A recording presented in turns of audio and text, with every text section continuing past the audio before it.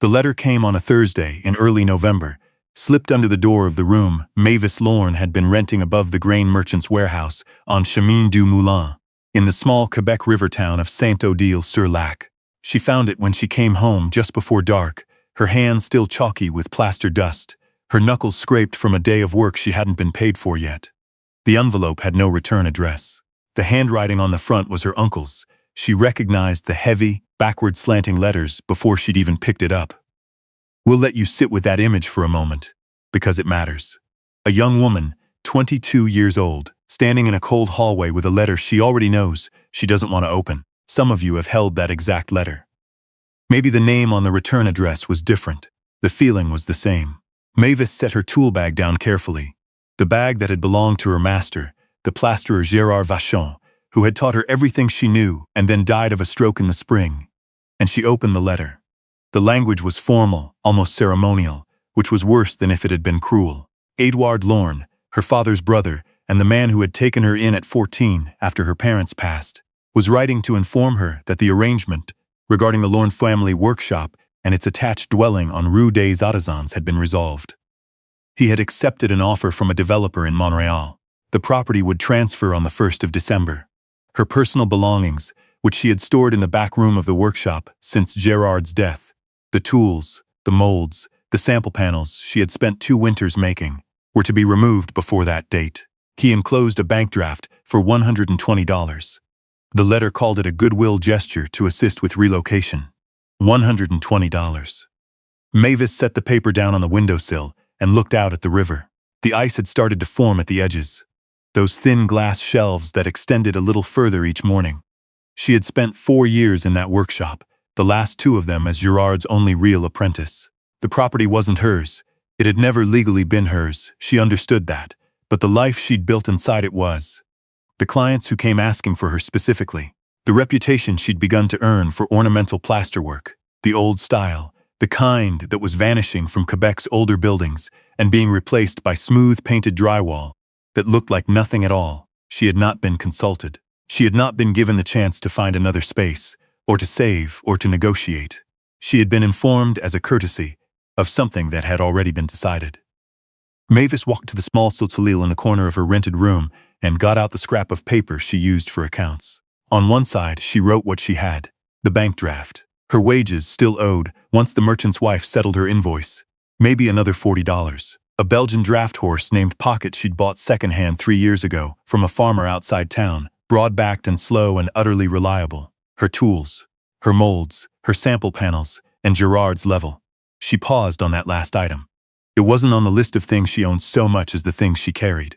The level was a long wooden one, 1.5 meters, with a hand-carved brass fitting at each end, and a bubble vial that Gérard had replaced himself years ago with one he'd imported from a supplier in Lyon. He'd carried it for 30 years. When she'd found it on the workbench the morning after he died, she hadn't known what to do with it, and so she'd put it in her bag, and it had been in her bag every day since. On the other side of the paper, she wrote what she owed. November rent, $12. The cost of relocating Pocket if she left Saint-Odile. Stabling was expensive in any town worth working in. And then the largest liability, the one with no dollar figure. She was 22 years old, she was a woman, and the work she did was ornamental plasterwork, which most contractors in the province still considered a man's trade.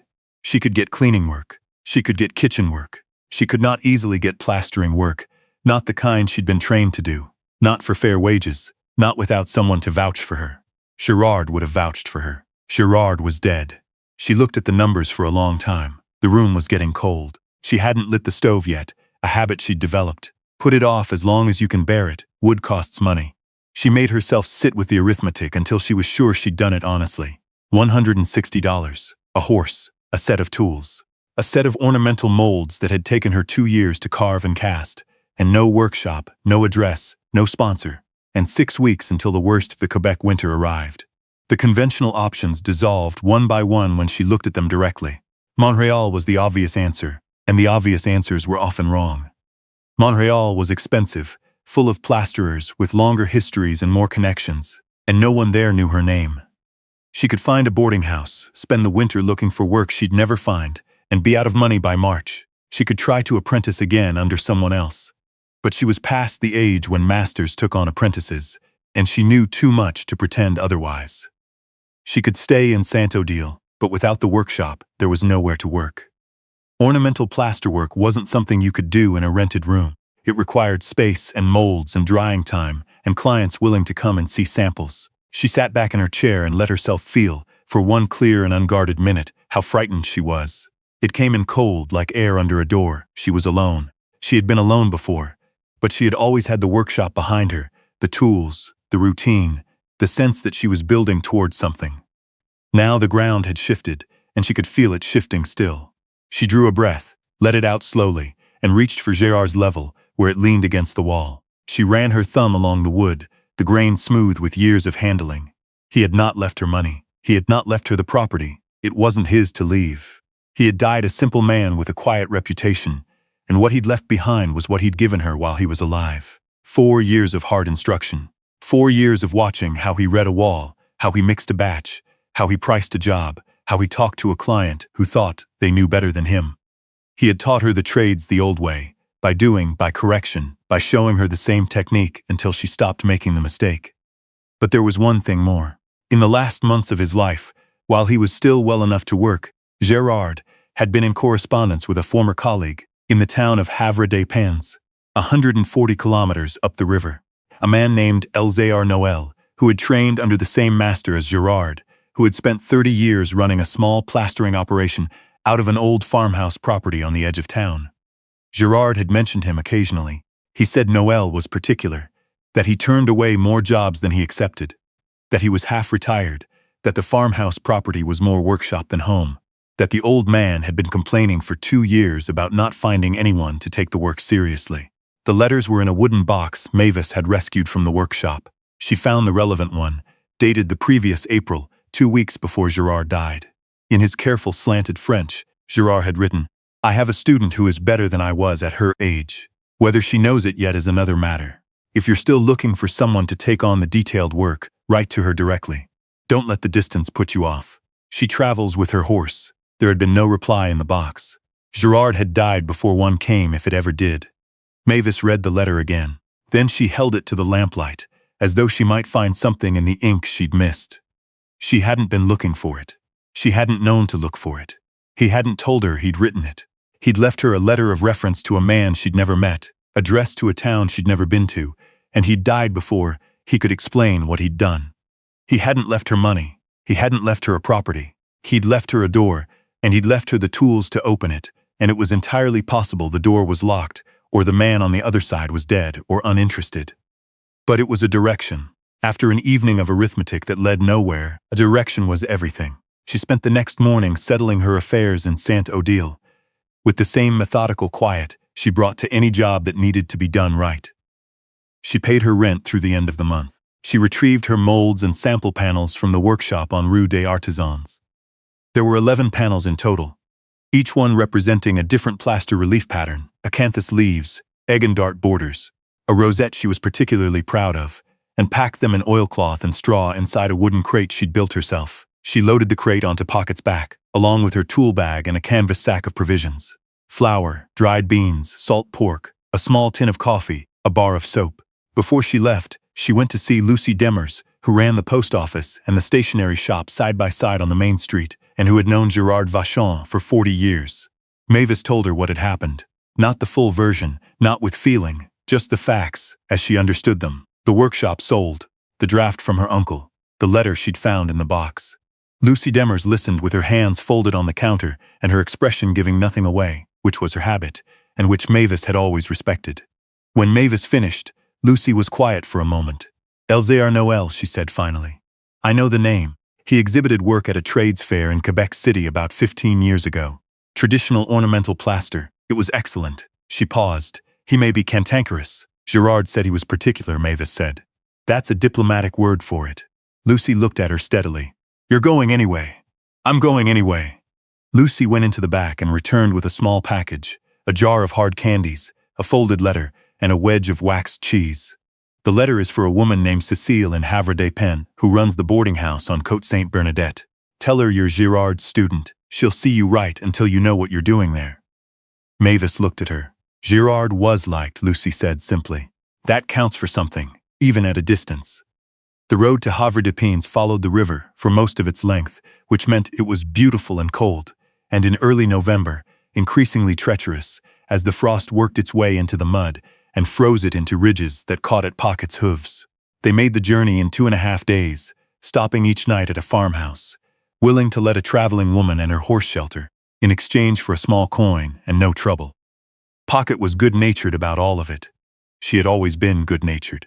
Mavis had bought her specifically because the farmer said she'd never spooked in her life, and it had been true. They came into Havre-des-Pins. On the third morning, the town arranged along a broad bend in the river, the church steeple visible from 2 kilometers out. It was a working town, not a pretty one. A mill, a foundry, a number of warehouses along the quay, the ordinary commerce of a river settlement. There were older buildings on the upper streets, the kind that still had plasterwork, cornices, and ceiling medallions. The kind of buildings that required someone who knew the old techniques to repair them properly when the water got in or the frost moved the walls. She found Cécile's boarding house on Côte Sainte-Bernadette without difficulty. Cécile herself was a small, direct woman in her late 60s who read Lucy's letter with the same expression Lucy had used to write it, which was to say, with no expression at all. She gave Mavis a room and a bowl of soup without much ceremony, and when Mavis asked about Gérard Noël, Cécile sat down across from her at the kitchen table. "He's alive," Cécile said, which is more than some people expected. "He's 71 and he argues with everyone, including the priest, so he stays reasonably sharp." She poured coffee. "His place is on the Chemin des Érables, north side of town, past the last crossroads. You'll know it because there are plaster casts hanging off every surface of the barn wall. Samples, I think, or things he's made for practice. The place looks haunted if you don't know what you're looking at." "Does he take visitors?" Cécile gave her a look. "He takes who he wants to take. Turn up at a reasonable hour. Don't bring anything he didn't ask for, and don't tell him what you think he wants to hear. He can't stand flattery." Mavis went the following morning, Gérard's level tucked under her arm. The property on Chemin des Érables was exactly what Cécile had described. A stone farmhouse with a large attached outbuilding that had once been a stable and was now, clearly, a working studio.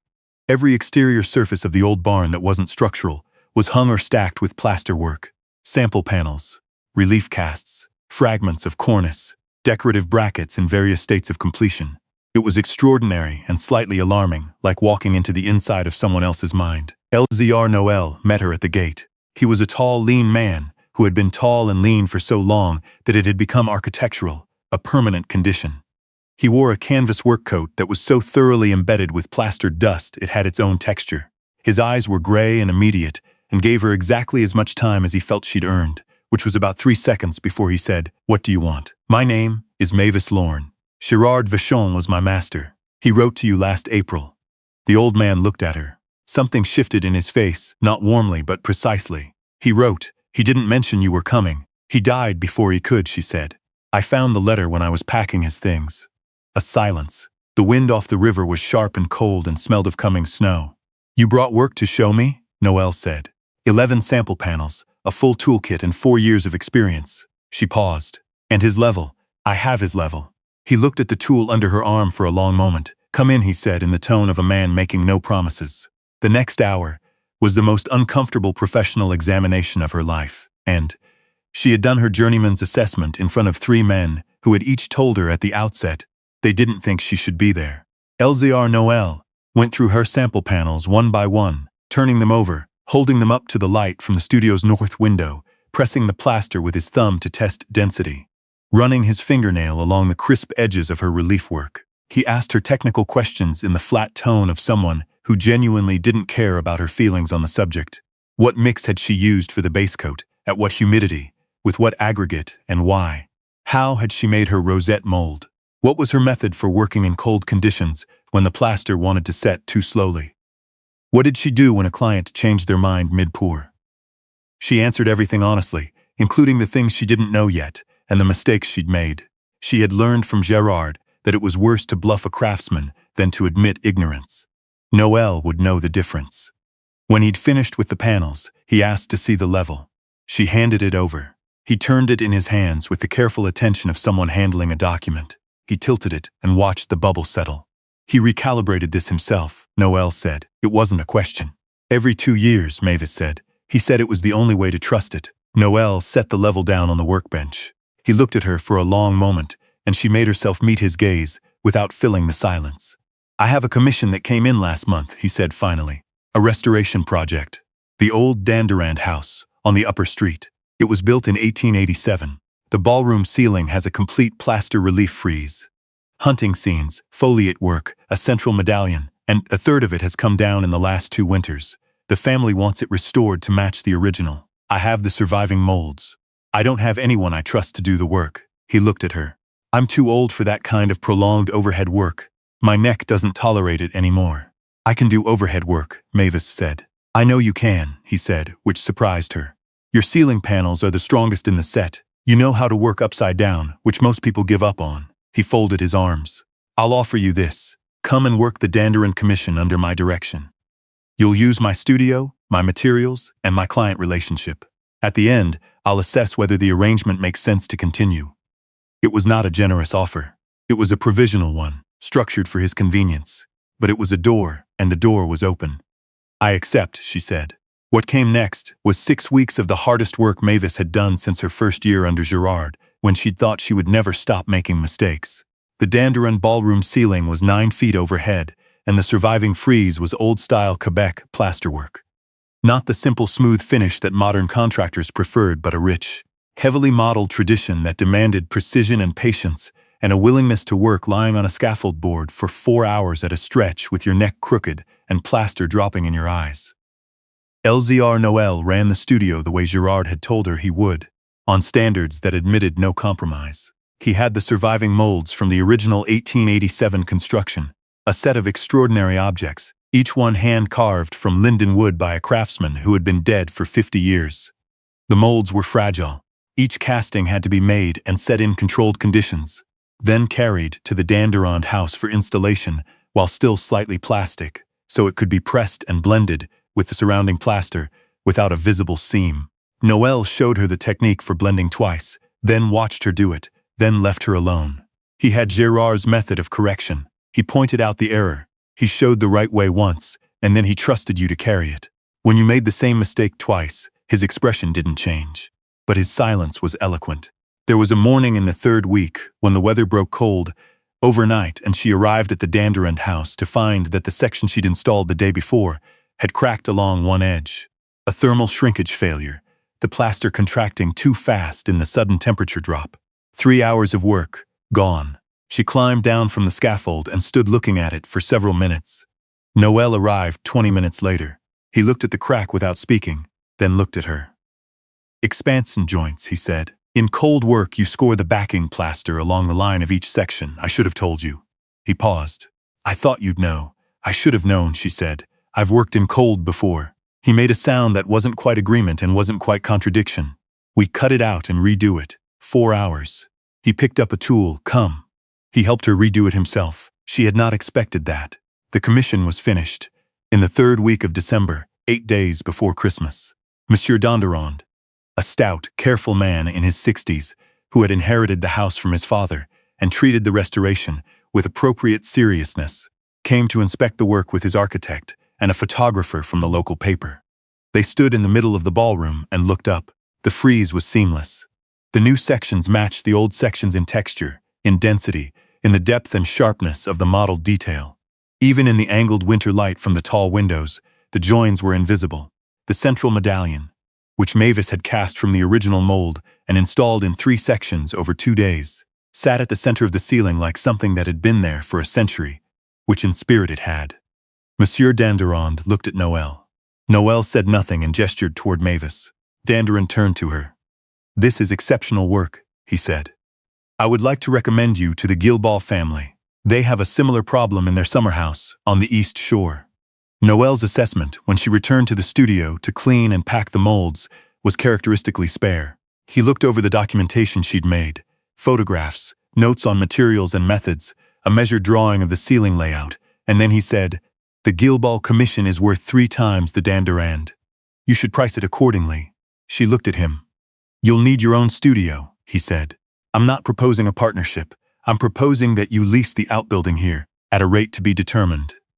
I'll refer commissions I can't take on, which is increasingly all of them. You'll use your own tools, your own molds, and your own judgment. When you need a second opinion, you can ask. He looked away, out the studio window, with the manner of a man who had not been particularly expecting to say any of this, and was slightly irritated by the necessity. Gérard Vachon was the finest ornamental plasterer of our generation. If you are what he wrote to me that you were, it would be a waste to have you washing pots in Montreal. Mavis didn't answer immediately. She ran her thumb along the length of the level, which was propped against the workbench where it had sat for 6 weeks, near at hand, visible every day. She thought about the afternoon she'd found Gérard's letter in the wooden box. The way it had felt like a door she hadn't known he'd left her. He hadn't left her money. He hadn't left her a building. He had spent the last months of his life making a careful, quiet, unannounced arrangement. A letter to an old colleague, a word on her behalf, a bridge between the life she'd had and the one she might build.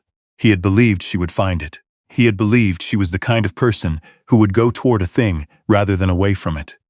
"I'll need a month to bring in materials," she said, "and I'll need to know if the forge on the lower road does tool repair."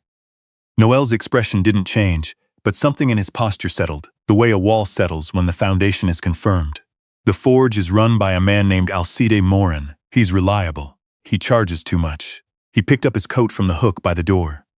"I'll tell Danderon's architect you're available from February." He left, and Mavis stood in the studio alone. Outside, the snow had started. The real snow, not the tentative early winter dusting, but the committed, serious snow of the Quebec interior, fine and dry, and falling straight down in the still air. She could hear pockets shifting in the small shelter she'd built against the north wall of the outbuilding, the horses' hooves quiet on the straw. She had built the shelter on her second day in Havre-des-Pins, before she'd had any certainty about whether she'd be staying. She had built it because Pocket needed shelter, and because doing something concrete and necessary was better than waiting to find out if you had a future. The studio was cold.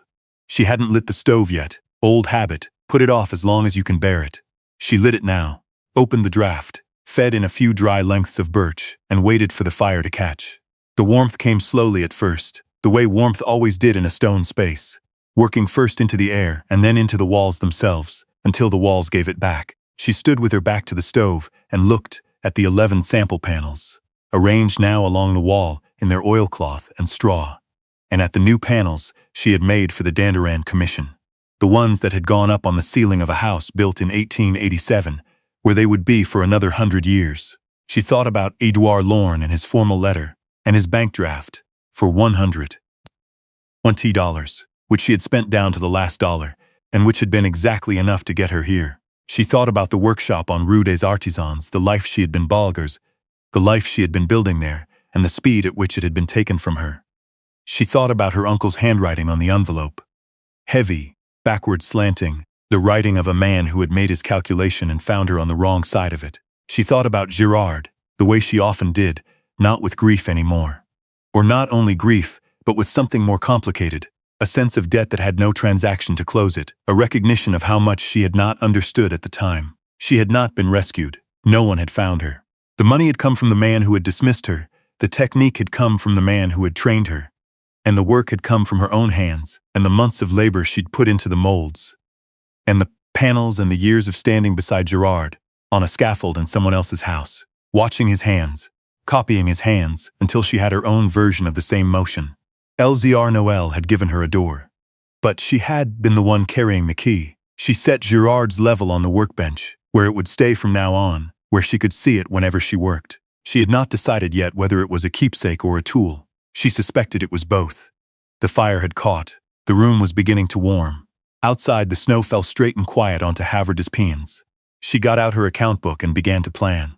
"We'll leave Mavis here, in a room that is hers, in a town that doesn't know her yet but is about to. She has a horse, a stove, a set of molds, and a commission beginning in February. She has the level that belonged to her master, and she has the knowledge that no one can file a claim on. No one can sell out from under her, because it lives in her hands. We think about her sometimes, when we hear about another historic building losing its details to a budget renovation. We wonder how many Mavises there are. People who learned something rare and irreplaceable, who were nearly scattered by a cold business decision, who found their way to the one door left open.